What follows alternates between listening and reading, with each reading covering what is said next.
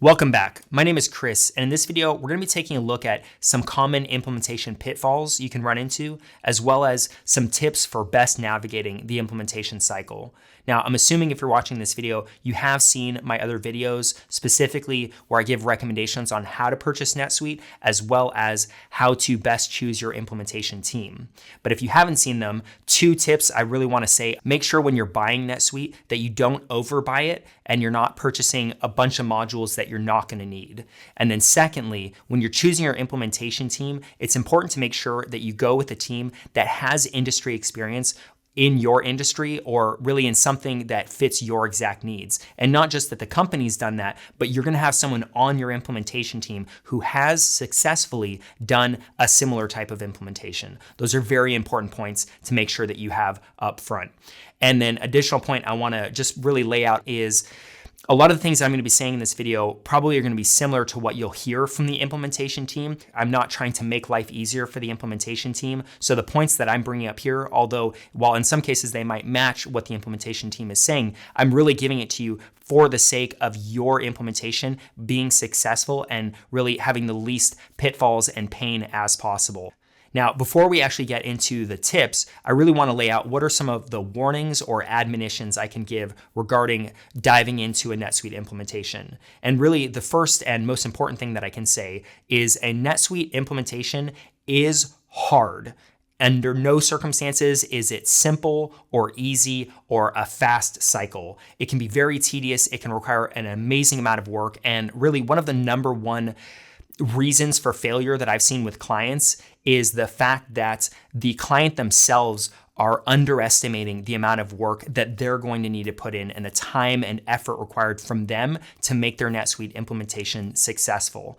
And that's not to say that the implementation team doesn't need to be great, but regardless of even if you have the best implementation team physically possible, it is going to require a lot of work from you. So where I've seen clients who expect, because they're paying so much for the licensing fees on NetSuite and they're paying so much for the implementation costs and the consulting fees, they're kind of considering that, well, the consulting team is going to do all the heavy lifting and there's going to be little required of me. Maybe I just need to make some key decisions. It simply is not going to be that way. And really, considering the fact that you're moving your company onto such a major transition onto a system like NetSuite, it makes sense that it is going to require that level of contribution from you and that effort and responsibility, not just from you, but from your team at your company to make sure that you have the best possible implementation. And along that vein, I really want to make a note of the fact that Oracle NetSuite has really put a lot into the marketing campaign with Suite Success, and they've done a successful job of marketing that as a methodology for implementing NetSuite.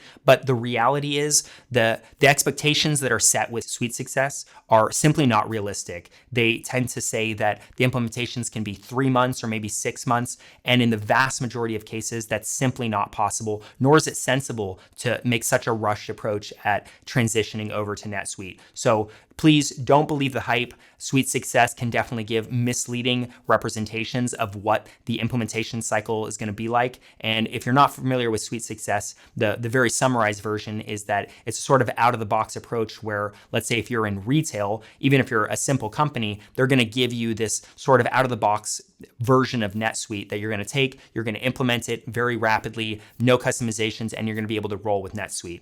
But unfortunately, in vast majority of cases, your company does have something specific to it or needs that really are not necessarily automatically set up in NetSuite and will require that extra level of work and customization to make sure that it's successful. And honestly, the implementation timelines can easily go 9 months, a year, or even longer. And those are quite common. So if you're going into this implementation with incorrect assumptions and expectations about how much work you'll need and what the timeline is going to be like, then you're going to minimally be disappointed by what it actually results in. And just think about it from the standpoint of, even if you're a fantastic football player, if you think you're just going to breeze your way into the NFL and be a superstar, you're going to have a rude awakening when the rubber meets the road. So make sure you are appropriately thinking with the level of work and effort and time that's going to be needed. Once you have that, the likelihood that you'll have a successful implementation implementation and that you'll be happy with your implementation is going to be far higher. And before I go any further, I do want to say if you're finding this video helpful, hit the like button, do subscribe if you want to see future videos, and if you have a specific subject you'd like me to cover, please let me know in the comments below, and I will make a video on that subject. So now let's take a look at some tips for going into that NetSuite implementation. And the best advice I can really give is between you and your team, really sit down and define what success looks like for you. Take a look at what are your needs, what absolutely needs to occur, what is maybe a nice to have, what is a realistic timeline that you need to look at for having your implementation executed, and just decide what that picture looks like for success in your NetSuite implementation. And once you have that framework, then you can really take a better look at what are the priorities and what are things that maybe can go later down the timeline. And specifically, I'm referring to the fact that in an implementation cycle, you'll have the build up, and then at some point you'll have what's called go live, which is where you're actually turning on the NetSuite system. You've now moved off your old system and you're operating fully in NetSuite. And that moment, unfortunately, some people tend to think of that as an all-encompassing cycle. In other words, if there's 15 things that you want from NetSuite, sometimes clients will think that all 15 need to occur right at go live and you need to be rolling from there. But really, while that can be done, in most cases, that's actually increasing the risk of failure or minimally of disappointment, as opposed to maybe solidifying and nailing down what are the core functions and the core things that have to be transitioned to and have to be operational when you hit that go live. That might be something like your accounting functions, CRM, maybe some HR functions, inventory management. Once you've narrowed those down, then you can really focus on those points, and other maybe more complex customizations, or maybe you have a certain integration you want set up, but while it's a nice to have and it might be excellent for your business, it might not be vitally needed at this exact moment. And those are things that you can actually place later on the timeline, because if you look at that whole implementation process, there's the implementation itself, the go live, but then there's the support and optimization side of things. And especially if you've chosen a solution provider for your implementation partner, they're going to not only do the implementation, but they're going to carry you forward into the support. So if you talk to your team and you just lay out what are the things you have to have at go live and what are the things that you'd like to do or have at the top of your to-do list after you hit that go live point, then you can really start narrowing down what you're going to focus on and what that timeline looks like. And by doing so, you really mitigate a lot of the risks of doing the implementation. And when you are looking at things that might be best to place after the go live or post go live, keep in mind that the three big points that I see people have trouble with during their implementation from a technical standpoint, really taking aside the human element of change management, are data migration, integrations, and complex customizations. So specifically integrations and customizations, if there's certain things that again are not vital, but can be placed after go live, and now you're rolling within NetSuite, and now you have the time to really nail down some, let's say an integration, you want to set up a web store or a banking integration, you can do those afterwards and then have plenty of time to set those up. And one thing that really fits in with that is the aspect of when you're doing an integration, you want to take the time to make sure that you test those fully. They're not something you want to rush. The complexity of setting up an integration, there's a lot of strings that need to be tied between, let's say, the website or the software or platform that you're going to be integrating with and your NetSuite instance. And it just provides a lot of opportunity for errors or for things to go somewhat wonky. So by having enough time to do a lot of testing to make sure that you don't just have one scenario that you test for, but every possible scenario is really important for making sure that custom integrations do go successfully. Another tip I want to bring up is the fact that just because something can be customized in NetSuite doesn't mean it should be customized. NetSuite has some native processes and standard ways that things occur within it. They have these process flows. You could heard of maybe order to cash, things like that. There's just ways that NetSuite does things, and that might not be how you've done things in the past, and it might not be how other ERPs handle certain things. So you want to understand what does NetSuite do and what is an opportunity where you can maybe turn things to fit properly within NetSuite's native functionality. The odds that you're going to have things operate smoothly is much more likely. That being said, I do want to advise that when you are moving on to NetSuite, it's important to recognize the opportunity to change certain things, especially within your own business processes.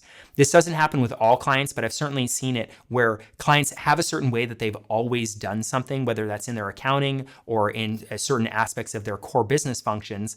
And instead of recognizing the transition to NetSuite as an opportunity to maybe take a more optimized route or a process that's more efficient and especially melds in with NetSuite more appropriately, they'll tend to really fixate on the way they've done things before and then try to customize and change things in NetSuite to match the way they've done it before. And that's really a lost opportunity because, again, you're making this massive shift. You might as well take opportunity for what you have in NetSuite. And just as an example of that, NetSuite has a whole classification system, and that can be very useful when you're taking what can be considered a more bloated or large chart of accounts. You can condense it down to something more reasonable and utilize this classification system to have a smaller chart of accounts. Just think with how you might want to change your own business processes to better fit in with and taking advantage of the fact that you are moving on to this new ERP system. The last tip I want to give is basically assigning responsibility and roles within your own team. So that might be one person who's responsible for providing data to the implementation team. You might have a project manager on your side.